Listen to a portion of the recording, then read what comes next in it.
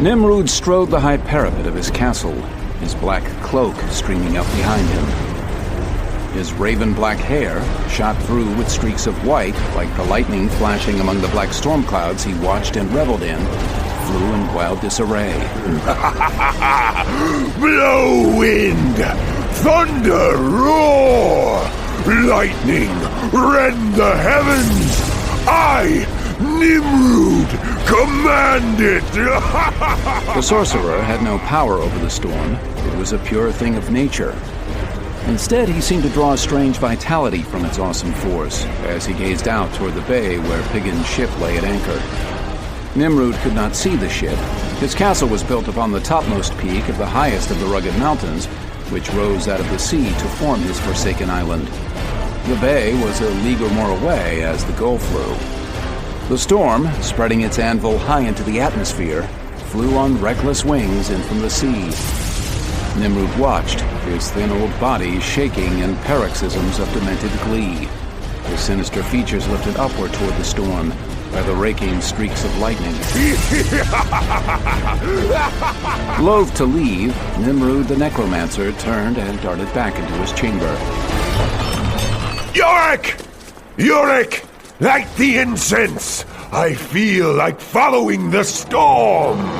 Nimrud's henchmen scuttled ahead of him as he descended the spiraling stone stairs to a vaulted room below. The room was bare stone except for a five-sided stone altar standing in the center. Yorick, with torch in hand, flitted around the altar, lighting the pots of incense which stood on low metal tripods, one at each corner of the altar. Leave me! Nimrud stretched himself upon the altar and folded his hands over his breast. Soon he dropped into a deep trance, and the sorcerer's breathing seemed to stop altogether. As he sank into the trance, his mind rose up as if through layers of colored smoke, ascending on the pungent vapors of incense. When the smoke cleared, he was flying high above the earth in the face of the onrushing storm. The wizard closed his eyes, and when he opened them, he had taken the form of a kestrel, soaring in the turbulent air. His body tingled with excitement as he played among the rolling clouds, diving steeply and rising again in the blink of an eye. As he wheeled ecstatically through the rushing wind, he watched the land slide away beneath him. Directly below, he saw his castle, dark upon its crown of mountain. To the west, falling sharply away to the bay, the thickly wooded hills hunched like the backs of tormented beasts. Beyond them, the glimmering crescent of the bay itself.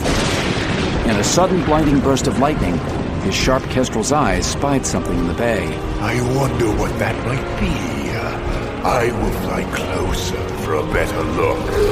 Nimrud dove into the wind, streaking to earth like a comet, and heading for the bay. A ship. Could it be Piggins' ship? So soon? I did not expect them for another week.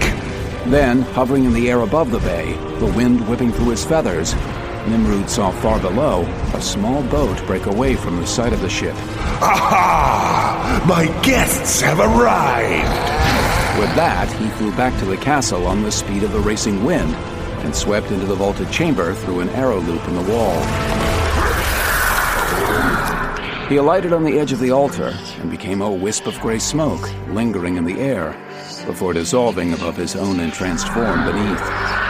As soon as the smoke vanished, the wizard's eyes snapped open, and he sat upright with a jolt.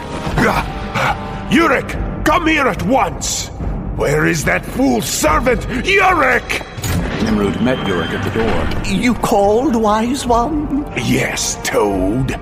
We have work to do. Our long-awaited guests are even now arriving.